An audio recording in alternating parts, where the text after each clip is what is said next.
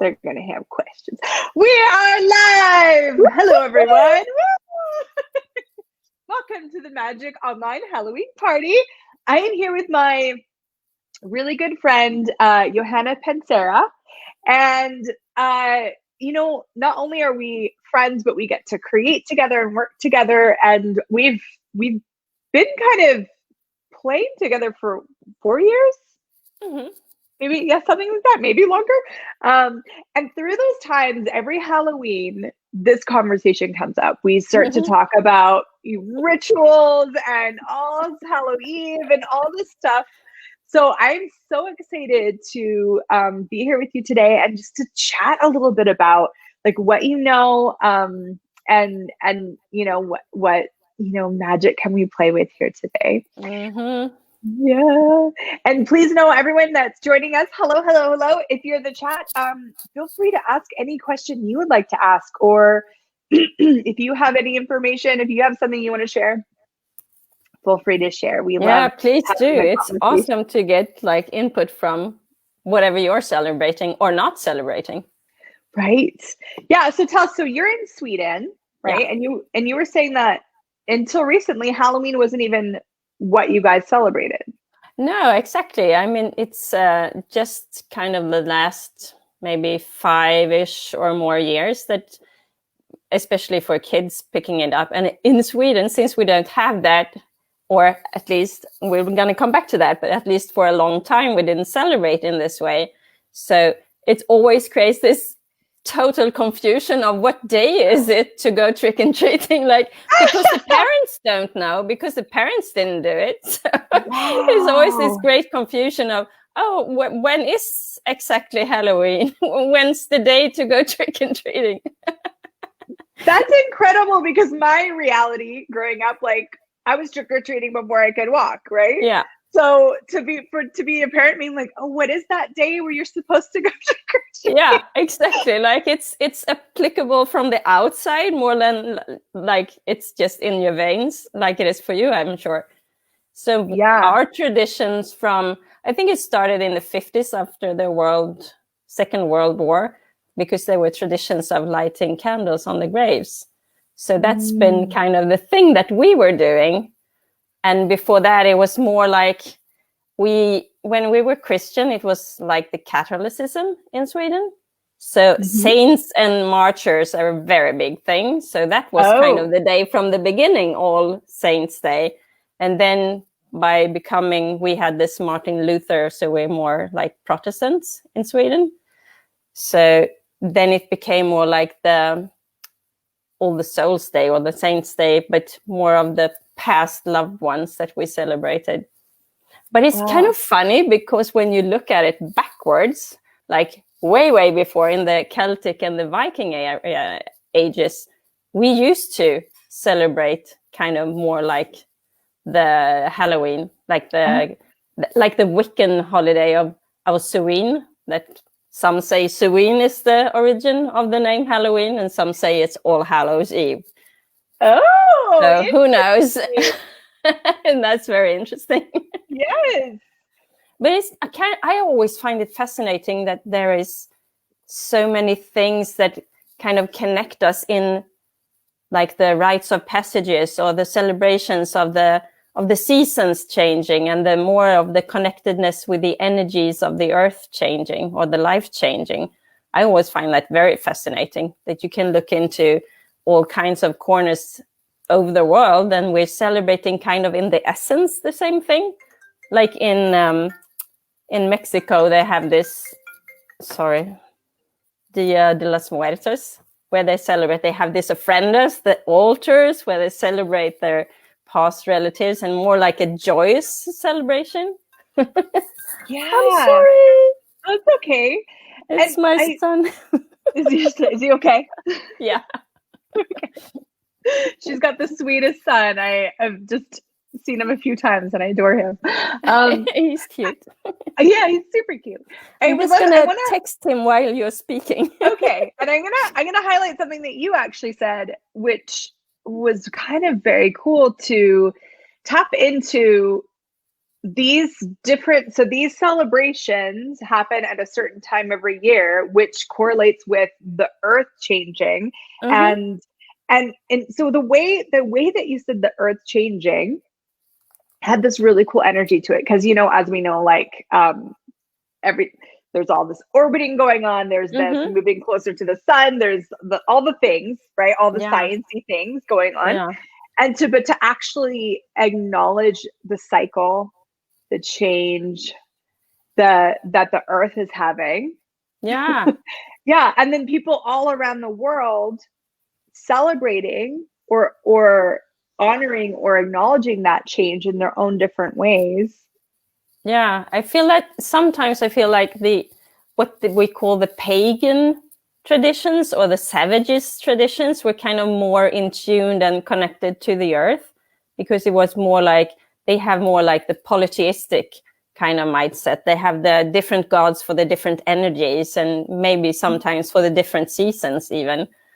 And as opposed to more the top dog kind of religion, when you have one god and he's a very strict person and you have to follow the rules, more like something applied from my point of view. I hope nobody just gets totally offended, but just take what you want and leave the rest. From my point of view, often religion has been used kind of historically as a source of power, like before politics, kind of the same kind of thing. With rules and regulations, and we are above you and we tell you what's a sin and what's good and how you're supposed to live. Right. But with the polytheistic gods, I'm sure they had their kind of say and their traditions and their rules around that too. But it was more like you could kind of pick your own, or it differed around the year of what kind of season it was and stuff like that. So let's talk about, one of the things I find fascinating about Halloween, All Hallows Eve, or what was the other? All Saints Day. All Saints Day. But you said another one. So All Hallows Eve.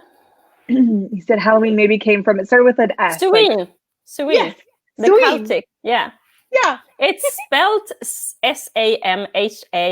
Samhain. So most people perhaps say it's Samhain, but it's actually pronounced Samhain. Samhain, like Halloween. Cool. Yeah. So we look at these things and they're all around. So this time of year, and it's about, people that have passed. Yeah. And originally it was also a celebration of the crops, because it's kind of the end of year, like the fall is coming in and the crops will not grow anymore, depending on where in the world you are, of course. And also kind of creating for the future to kind of be happy and grateful for what you have been given, and kind of sow a seed into next year. Let's have good crops next year. Into the future. Sow a seed into next year. So that kind of year in Sweden in Viking times was kind of a winter blot, an offering to the gods for getting good things, to please the gods, so they would give you good crops the next year, because otherwise you would die, literally. We couldn't ship things in, huh? Like you could just go to the local store. Totally different reality. Much more dependent on what the earth would give you, actually. So much more in sync with having gratitude for what you were given, and not like this kind of greediness of having more than you actually need, perhaps. I want to just quickly say hello to everyone that's here with us. Hello. Hi, Twy. Hi, Aiton. Hi, Alicia. Hi, Linda. Hi, Mark. Hi, Leonie. Hi, Cass. And Cass put the spelling in there for us. That's so awesome. Ooh. Yeah, so if any of you guys have, I just want to say it again, if you have any questions, this magical woman here she loves history. She works in the educational field, and she loves traditions, and she has so much to share about this topic. So if you guys have questions for her, or if you have your own stuff, your own awareness, please share. Yeah, I would love to hear or read later on how your celebrations are in your part of the world, or if you don't celebrate. like in England, they don't celebrate Halloween in that sense. I mean, in Ireland, they have the origin, like the jack-o'-lantern. Oh, yeah.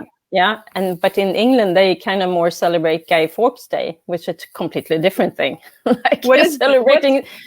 Guy Fawkes was someone who was trying to overturn the Parliament in the 1600s, and they have that kind of crazy celebration where they have bonfires, which actually come from bone fires, like firing. Yeah. What?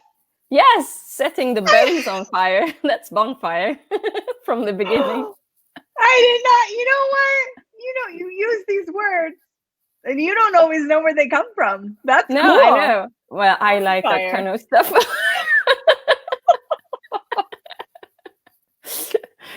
What does it all mean? Why did someone decide to name it that way? Where does it come from? What is it related to? Wow, I find that cool. interesting. Yeah. So it's kind of interesting. And if you've seen the movie Coco, I mean, that's for sure the Dias de los Muertos.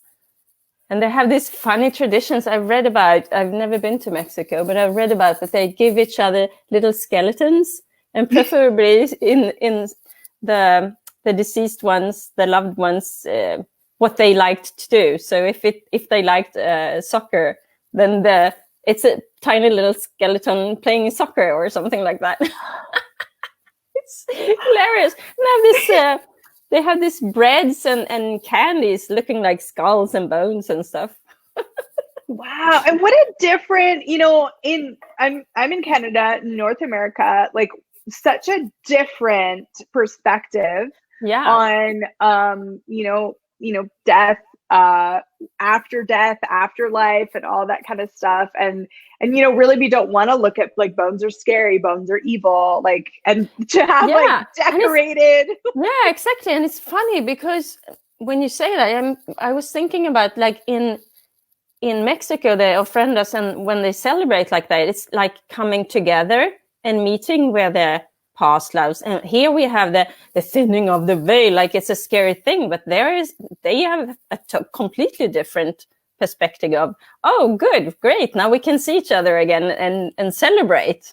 Like it's more like celebrating the life that they had and what they enjoyed. Some even, or as I've read at least, I don't know if it's true, but that they have like this kind of feast, sometimes even in the graveyard or at their ofrendas, and eating the things that that person liked and enjoyed. That's so nice. I like that. It kind of not keeping them alive, but keeping the memory and the sense and the energy of them alive. Really like that.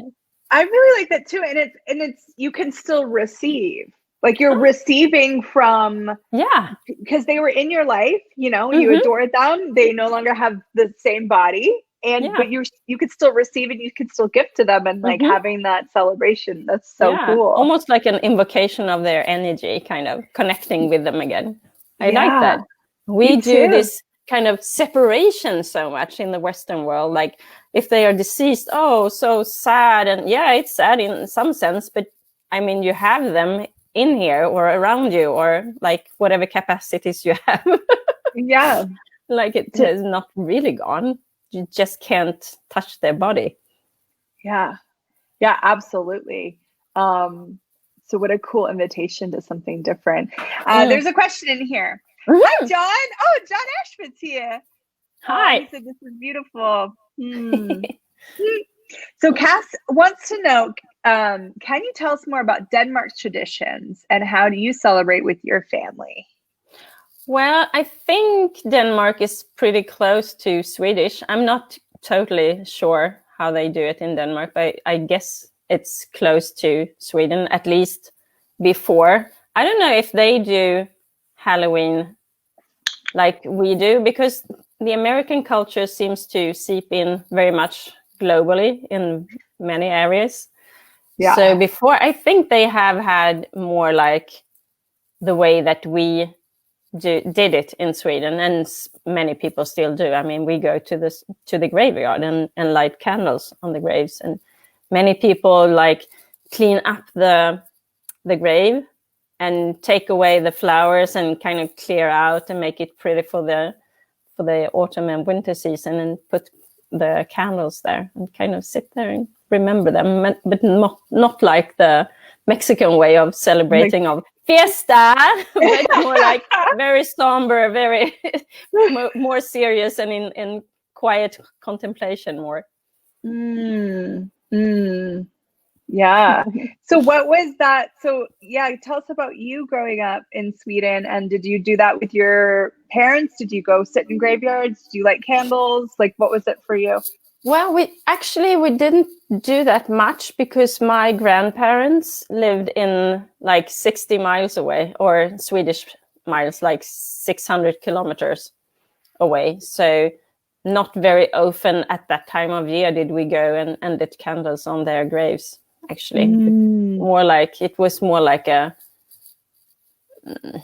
kind of quiet, taking it easy and being not just overly serious, because we weren't very religious in my family, but like not very celebrating, actually.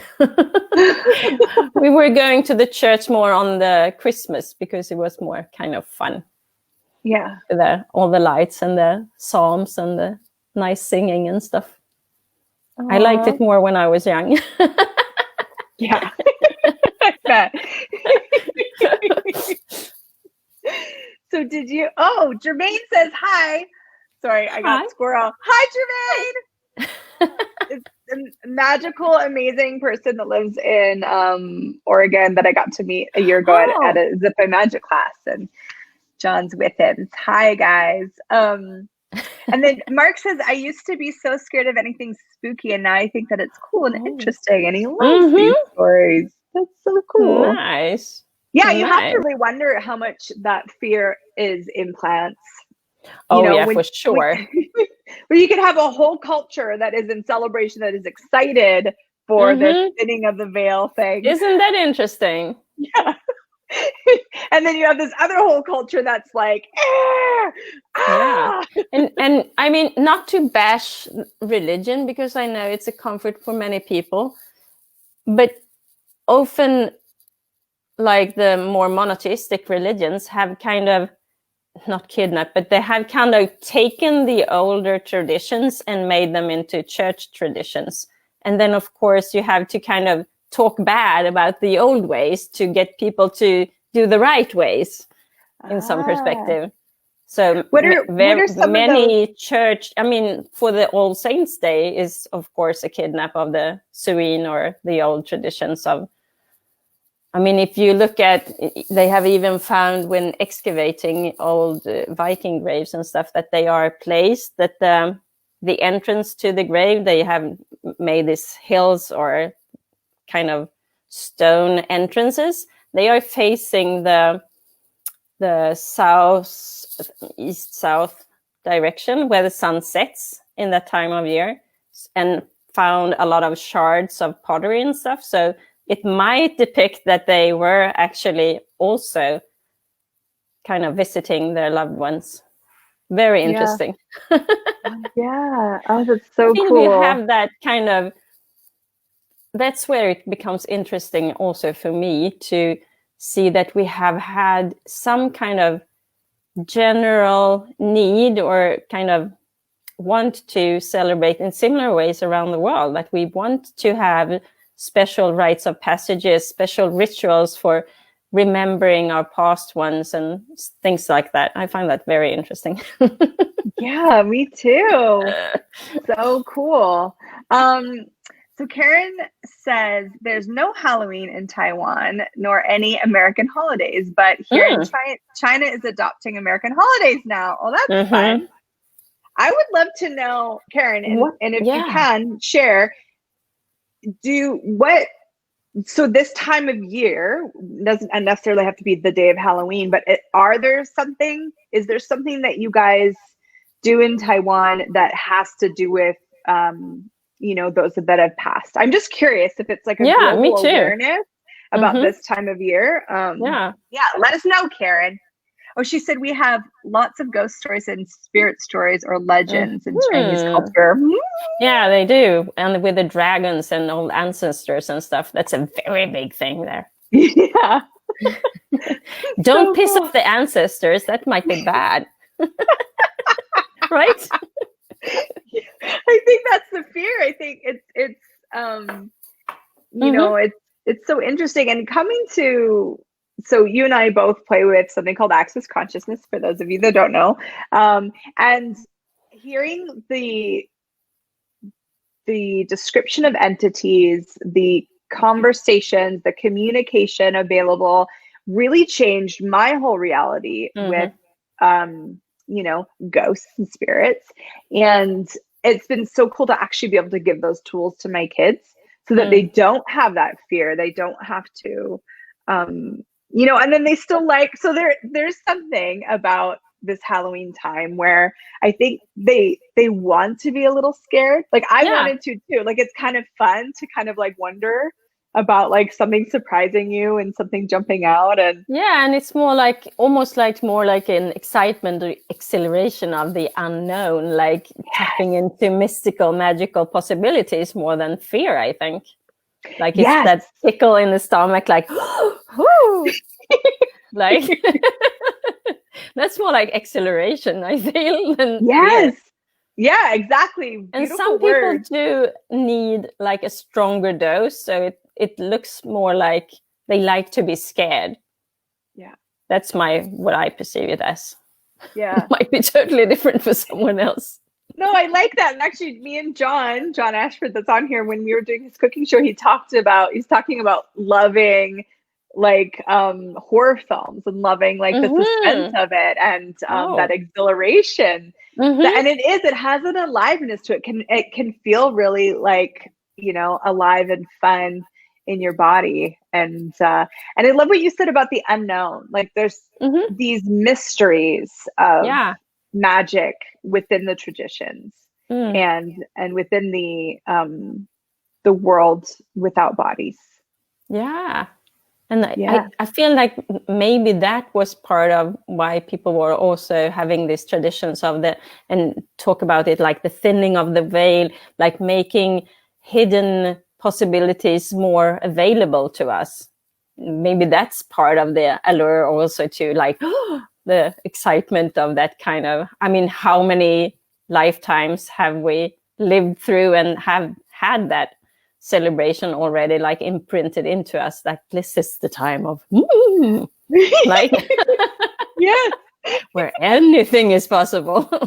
Like and also connected to the seasons, there's so many like old beliefs like, oh, now the earth is going to be frozen, so all the earthbound kind of spirits and sprites and perhaps always the past loved ones have to return down into the earth and come up in the spring. That's old beliefs, at least from Sweden, that all those forest creatures and the spirits and sprites and the earthbound people or creatures and energies were kind of had to go down into the earth and come up where we celebrate with a bonfire in the 1st of May. Which we now know is a bonfire. Yeah, exactly. So can you talk a little bit more about that? So that was from, they would burn bones. Was it part of, my mind goes to burning of witches. Like that when I hear that, like bonfire. But not for the Guy Fawkes. I'm not totally well read on the traditions of Guy Fawkes because I never lived in England, so not totally into that. But that what I mean. Also from later traditions of burials, they used to burn the whole body. They send them out. Vikings send out their dead ones, at least the prominent ones, the warriors, in their ships out into the water, and they burn down the whole thing, the ship and the body. Wow. And it would be a big bonfire. Yeah, a big bonfire. Big bonfire. Yeah. check in here. Leonie says, thanks for this conversation. It makes me long to watch The Mist of Avalon again. Oh, I haven't seen that one. Yeah. Is it a good one? Yeah. I haven't seen the movie, but I've read the books. It's all about cool. like apprentice witches and stuff. Oh, that sounds like something I would love. Yeah, I think you would. So Karen says, Chinese have a ghost month in August or September. Oh, a whole month. Oh, that's so cool. Wow. She said when her mom was dying, she had a huge funeral procession waiting for her for 2 years. Whoa, because she kept nearing death and then would bounce back. So the procession would celebrate, then sit back down again to wait. But the final week, she saw them and asked me if I steamed enough buns for everyone. So cute. A lot of cultures have that. They have to feed the people. Like it's a big thing in Italy also. Like you have to have food, and the big mama cooks for everyone. And you want some food? Like it's not even a question. You have to eat. You have to eat. Well, and that's actually very interesting too, because we look at having a body. One of the things you do is you eat, you sleep, these are the things, right? Mm-hmm. So to like have to eat is almost like what the energy came up for me is like proving that you still have a body, or like showing like I'm still doing the body stuff. That's right. Never thought about that, but that's interesting. Wow. Yeah. Proving that you're still here. Yep. I'm not there in that casket. Wow. So Leonie's laughing. Some people like a stronger dose. # not me. # not me either. I take it in very small dosage. I'm very attuned to, and I can perceive a lot of energy, so I don't really need the volume up. John's got us all beat. Yeah. He's a badass in that department. Yeah, he is. Nothing scares him. I had the pleasure of going to New Orleans with John, and we took graveyard tours, and it was so cool. We went on a voodoo tour, and it was really dynamic. Around this time of year, do they celebrate like Halloween, or do they have their special voodoo traditions? Well, actually, Halloween's a big thing. I learned in New Orleans. So voodoo is a religion, which I didn't know. Thought it was all these. Wicca is also a religion. It's actually in the lists of it's renowned. Do you call it that when you acknowledge it as a religion? Oh, I don't know. Okay. Never mind. Keep going. and we were invited. I was like, oh man, because we were leaving like maybe a week before Halloween, our last trip down. And we were invited by our tour guide. He's like, I don't normally do this, but like if you guys wanted to stay, I would invite you to what their traditions and their experiences and what. And I was like, oh my God. And he was such a cool guy. Like he was really awesome. So John and I talked about like going down one year and around Halloween, and that would be very cool. Yeah, because they have their own, celebrations and traditions and rituals. So you love rituals. Yes. Right? You were saying, yes. Tell me more. Tell me more about what you love, or what are some of the rituals that you find really fascinating? Well, mostly the ones that are more in communion with the earth, actually. That's why I like the older religion or pagan religions more, because it's more in sync with and in harmony with the earth, and not like putting yourself on top and trying to dictate things. It's more like playing with the earth. So and also I find it very interesting that there are so many things through old traditions, and like the church then kind of snatches them or make them their own. That there are so many things that go way, way back. So there's something that seems to be like almost in a way, a need for us to have some kind of rites of passages, because we see it all over the world in all different traditions and cultures. And wherever you go, even in the far away in the bush, some tribe that never met anyone else, they have their own rites of passages, and usually around birth and coming into adulthood and whatever kind of marriage you have, or family traditions, or like death and dying, and for crops and prosperity. Yeah. So can you? Okay. Yeah. No. I was excited to hear a few examples, like of rituals that you've read about or have even partaken in that have that like rhythm of the earth that are. Yeah, I mean, we had in the olden days, and also that is part of the Wiccan, the year of the wheel of the year, that we have the winter blot. I mean, first there is the Samhain, that is around this time of year, and then they have the midwinter, that's kind of celebrating that the sun is coming back, like what's that called? The winter solstice at that time of the year, where the new light is coming in. And also in the spring, like I was saying about the 1st of May, when the earth is coming to life again and celebrating. I mean, they had crazy traditions around prosperity and sexuality to kind of have that, what do you call that? The ripeness of the earth, to give good crops and babies, and like to invoke the fertility. Oh yeah, both of the land and of the people in that time of year, like in the spring. Oh, and that's also so they yummy. had, yeah, it's awesome. And they had summer celebrations, and also in autumn. I think Lugnasad is kind of in the same time sphere, I think, as Thanksgiving. When do you have Thanksgiving? Well, Canadians had their Thanksgiving this month in October, and in the US, they're about to have their Thanksgiving in a couple weeks from now, I think, in November. It's also interesting that we have the time slot different, because I mean, the ripening of the crop is different in the southern hemisphere than in the northern, and wherever you are on the globe. Yeah, absolutely. You know what's actually really cool talking about this, because I've looked at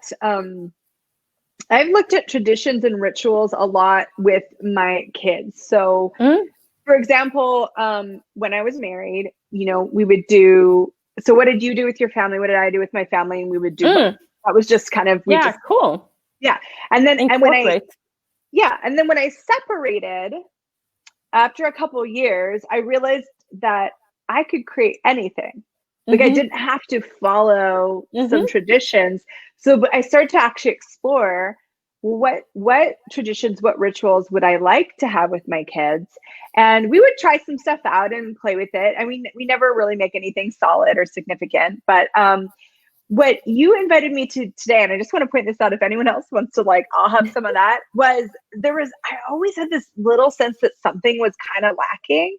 And what I've just realized, it was the inclusion of the earth. Yeah. Wow. Yeah.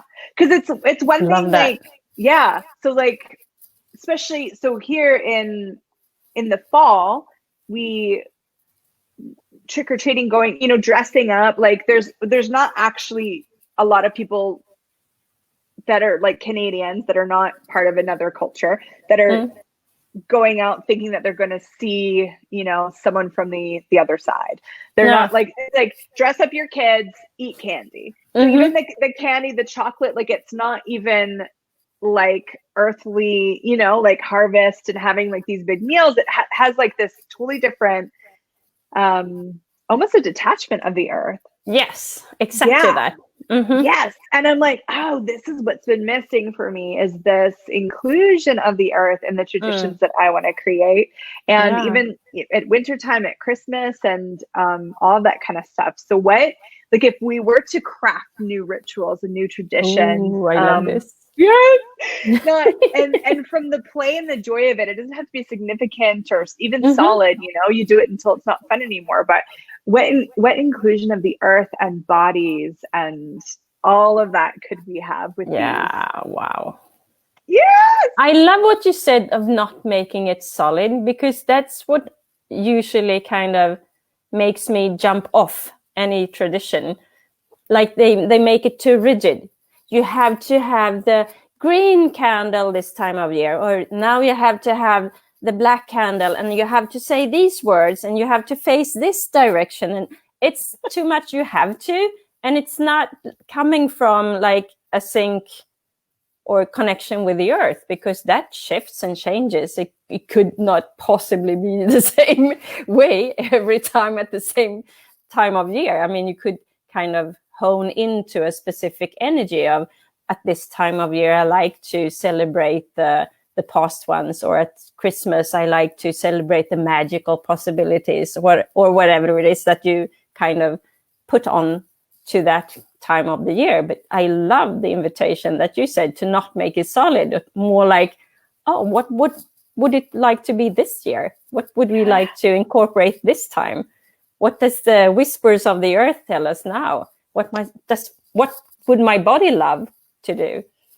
Yes. Because the body is also part of the earth, right? Yes, I love that. And just even acknowledging, like, you know, you go through life, you've had you've experienced autumn, fall, like so many times. Mm-hmm. And there'll be similarities, but no season is ever the exact same. No, and you're not even the same. Yeah. So all this sameness and trying to do things the same. Yeah. Yeah. Scrap it. Be a little wild. Yes, be wild. Leonie says Indonesian tradition is to eat. Oh, really? That's fabulous.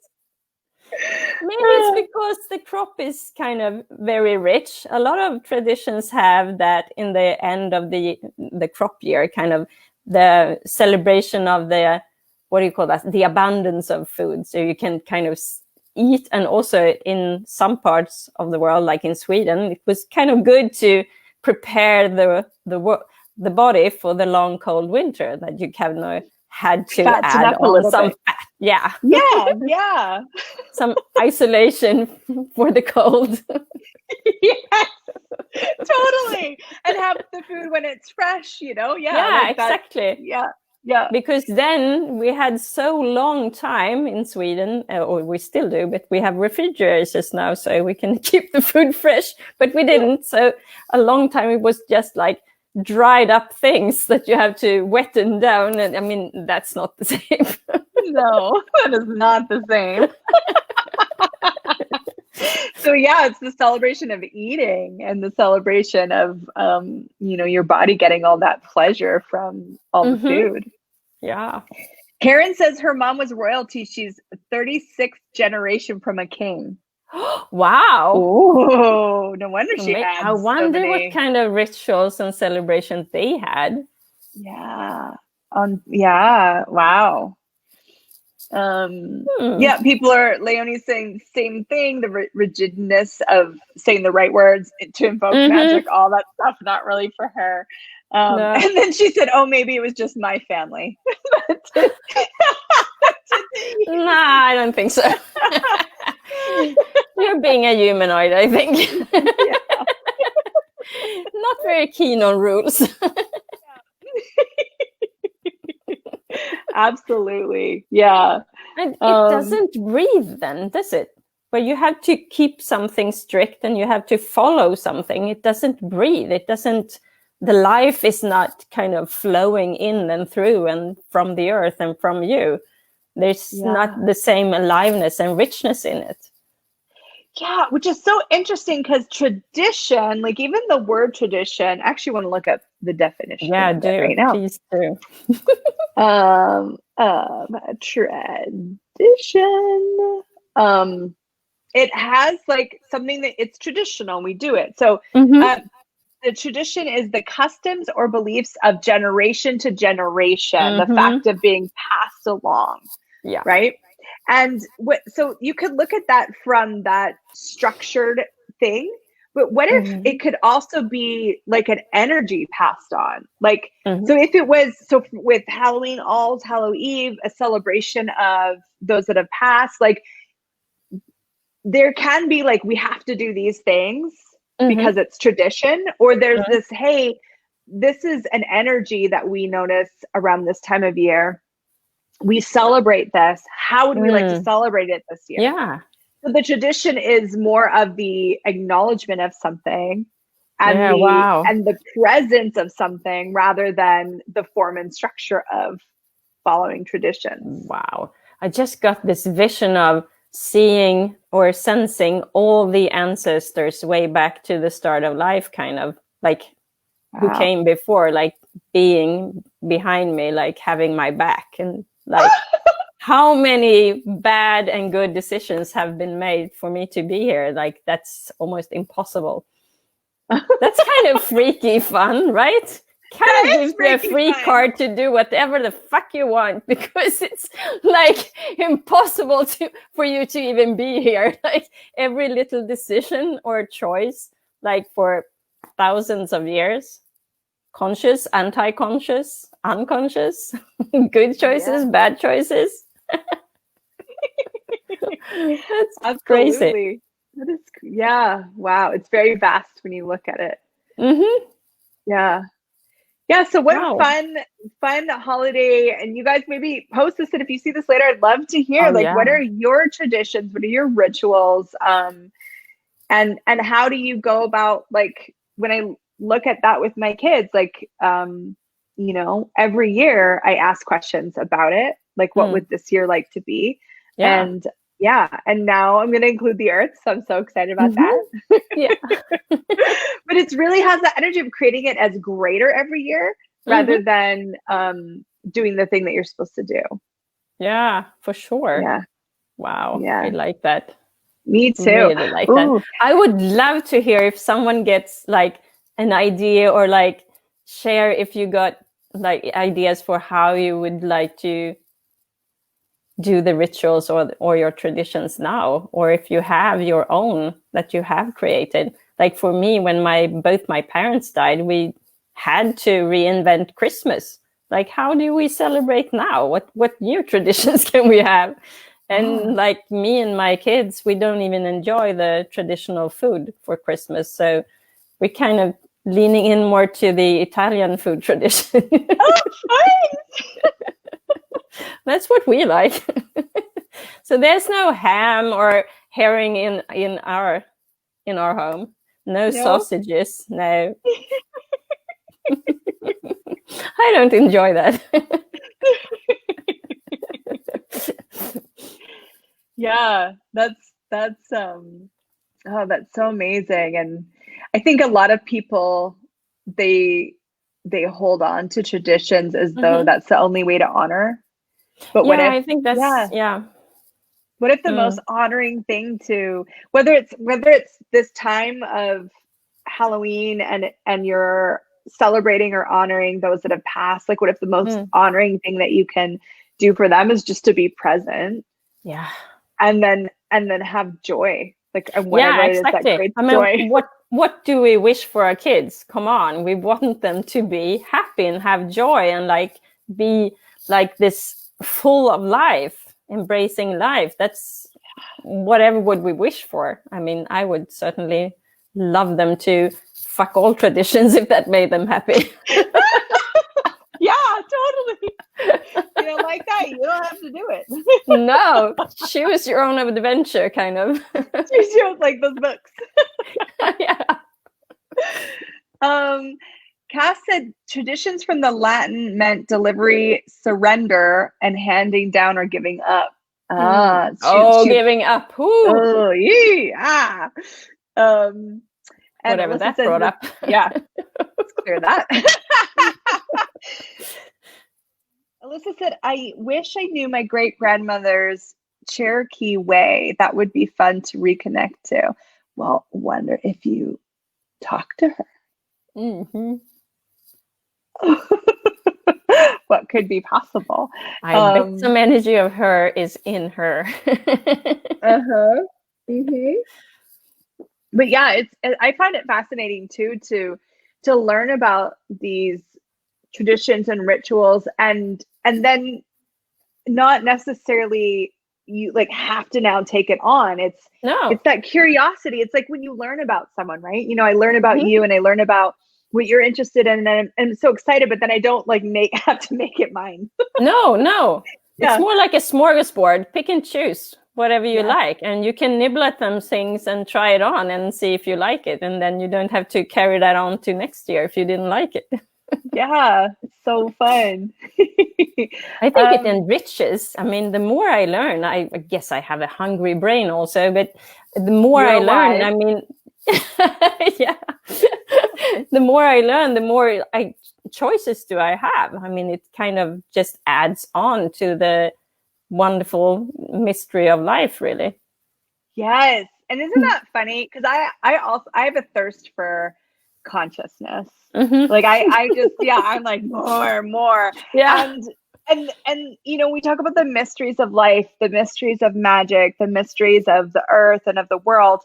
And as I reveal more mysteries to myself, I never get to the place of like, well, I'm about to finish the book. It's like it for me opens up like, oh my God, this opened up a whole nother door. I didn't even know this door was here, and I can't wait to go into this door and discover more. Yeah. Oh, there's another room in the library. Wow, what books are here? Yes. That kind of sense. Exactly. And I know I love that you have that as well. And it's like, what if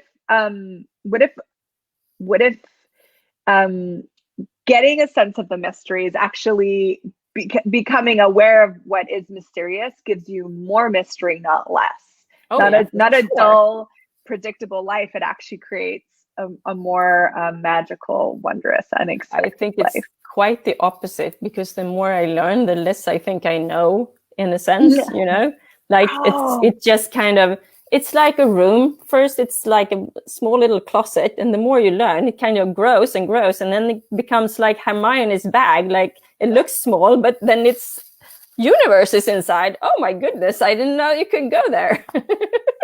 What else is there? Like that kind of sense. Oh, I love that so much. Wow. The more you learn, the more you realize there's things you don't know. Oh yeah, for sure. That's amazing. That's amazing. Cass Hepburn says, even looking at nature in the autumn, so many people think of it as a death, yet what is going on within the earth with the fungi networks, it's everything rebuilding and nourishing itself. Yeah, it's really interesting. The kind of projections and expectations we put on these types of this time of year, these things going on, these traditions. Very limiting, right? Yeah. Because then it's kind of like when you put on the goggles that can only see things in that light or that color, and then you can't see all the other things. Good analogy.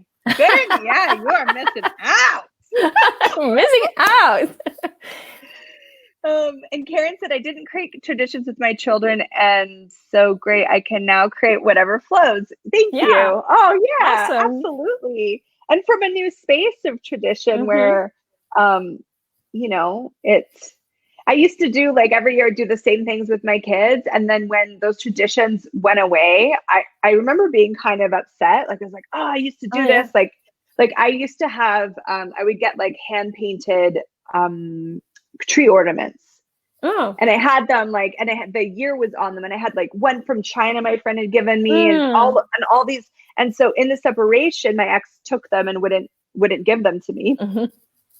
And so I went into a big, okay, guys, sometimes I'm not perfect. I don't always ask questions. I went into a tizzy. I was like, I can't do this tradition anymore because I've lost 5 years. Like, I'm like, and then yep. And I was so upset. I was so mad.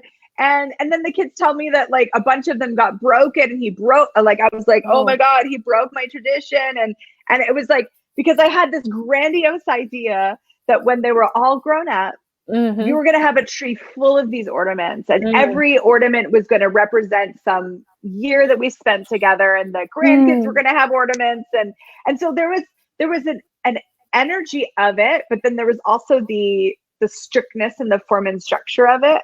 Yeah, and the projections and expectations. Exactly. So when it died, I pouted so much. Yep. But when I got beyond that and I started to look at, creating new stuff and what would it like to be, and every year we don't do the same thing. Sometimes we've had years where I never even put it up the tree because we were going somewhere else for Christmas, and I was like, it's not like this year. Last 2 years, we didn't have a tree. Like I always ask them every Christmas, what do you think is important for you to feel like it is a Christmas? Like what food do you want to eat? Do you want a Christmas tree? Nah, we're going away anyway, so we don't have to have that. Like just asking what feels kind of good this year, depending on the situation. Because like last year, they weren't even here on Christmas. They were with their dad. So what do we need a tree for? Absolutely. I didn't need it. No. But I was very lost the first year when both my parents were passed, because when just one had passed, we went to the other one to celebrate. So they weren't sitting there all alone on the Christmas. But then when both were gone, at first I was very lost. Like, what am I going to do now? Like, And then I just realized, well, now we can choose what the fuck ever we want. What's so bad about that? It's the joy of choice. Yeah, this will be my first Halloween without the kids. They're going to be with their dad. So I won't be doing the trick-or-treating or any of those traditions. And then before I had kids, I would always go out like every year with my friends. And with COVID, like they're not going out, right? But I didn't even have a sense of loss this year. It was actually so cool. Great. Yeah, I was just like, oh, well, okay. I wonder what I will create. Like, I wonder what's possible. What would be really fun? What can I, and you have these elementals, you have this energy that's already here available. What do you want to create with it? And that's kind of what there's a full moon, a blue moon this year. Happens every 76th year. That's crazy on the Halloween.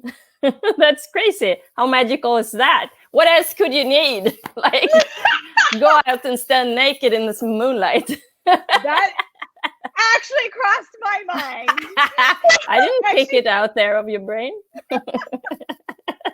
I found it this morning. I actually just heard this morning a friend of mine, Julie O'Perkins, she's amazing, and she actually loves traditions and Vikings and shamanism and all that kind of magical stuff. And so she said to me, "Hey, did you know this Halloween is the first blue moon in 75 years, and there won't be another one for?" And I was like, "What?" And that normally in a month cycle you don't have 2 full moons, but we do this year, and it lands on Halloween. And I'm like, oh, and not from the significance, right? You could go like, exactly. Oh, this is a very serious thing, and you need to find out the right things and the rituals. It's kind of like, how much fun can we have? Yeah. And so maybe it is naked moon dancing, possibly. I'm like, possibly might happen here also. Might okay. I'm not promising anything, but I'm not ruling it out. Yes. Sometimes it's really good to have privacy. Oh, I have so many ideas. So many ideas popping in my head. And also, it's nice because it's creating with the earth and with the flow and the changes of the earth. I love that. Yeah. Yes, I love that. Thank you for pointing that out. The gift of COVID. The gift. There we go. It keeps on giving. Yeah. Leonie said, "Can we start the dancing naked under the moon before movie night?" Feel free. Feel free. Yes. I might join in, but I'm not having my cam on. Samesies. Yeah, how much fun can we have with all this? And I love your perspective. Johanna, about like picking and choosing, because like as we hear about, it can be inspiring. Like I never, like for me growing up, we never lit candles for anyone that would pass. I don't actually have anyone in my life right now I would light a candle for. Not that, but there's something really, I can perceive these different choices that we can make that would, and so I'm like, oh, lighting candles by someone's grave, that's really interesting. That has like a really cool energy, and what would that create? And I love graveyards. I think that they're very cool, and especially like very old graveyards. Nice energies.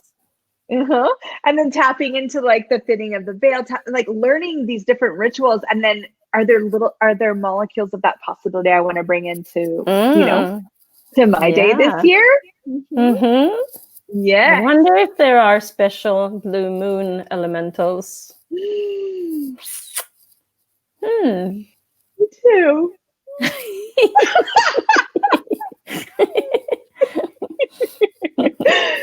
Well, I adore you, and I love talking about magic with you, and talking about about these traditions and rituals. Thank you. You have such a beauty with them.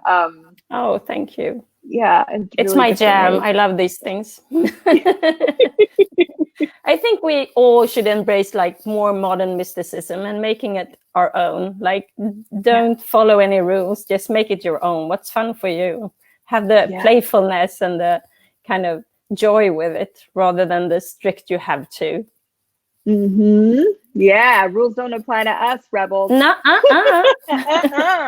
We're clever witches. We choose our own adventures any day. Yes. Mark said, I'm worth lighting a candle for. Yes, Mark, you are, but you have a body. So if you choose to not have a body one day, I will light a candle for you, because you asked.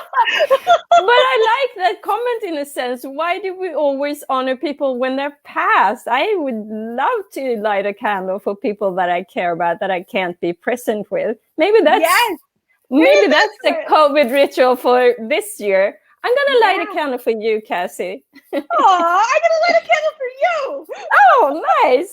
I like that. I like that. And when I'm dancing naked under the moon, I'll think of you all. Yep. Sense-ating in, everyone. Yeah, it's gonna be so fun. I love it. I love it too. Well, thank you for being on here with me. Thank you everyone that joined us. This was really fun, really cool. Please keep posting, like if you get like awarenesses or you have your own traditions or celebrations. I'd love to hear them. Yeah, absolutely. And we just wanted to actually, so those of you that don't know, I'm so lucky that Johanna is one of the magical graphic creators that I get to work with. She's literally a graphic whisperer, and she will craft like, just beyond this reality things. And she made a whole bunch of Halloween screensavers we still haven't given the people. So we put in the description of this. It's just a gift from her. Johanna's gift is in the description. Yeah, Twila said that. So she helps me because she herds me as the kitten that I am. And so this is just a gift from her, so that you guys can have like screensavers on your phone of some magical Halloween, just some joyful things to kind of add to your life. So just some funsies. Yeah, just some funsies. So thank you so much for being here. Thank you for being so magical. And we'll see you guys on movie night. I think that's the next thing. Yeah. Awesome. Yeah. Okay. Bye. Bye for now.